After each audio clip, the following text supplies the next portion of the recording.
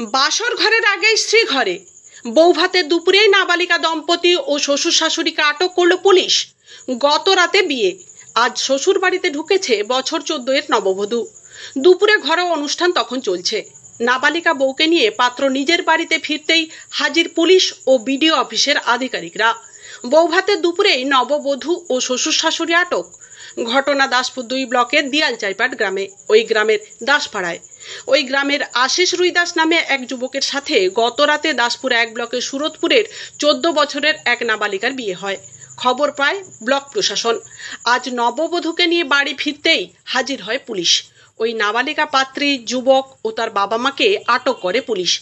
তাদের বিরুদ্ধে আইনি পদক্ষেপ নেওয়ার দিকে এগোচ্ছে পুলিশ প্রশাসন।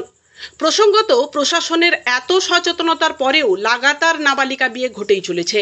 তার অধিকাংশই আবার প্রেমের টানে। এ বিষয়ে চিন্তিত প্রশাসন। দাসপুর থেকে লক্ষ্মীকান্ত চক্রবর্তীর রিপোর্টে আমি Papiya Bandyopadhyay, Ghatal, Republic TV digital media.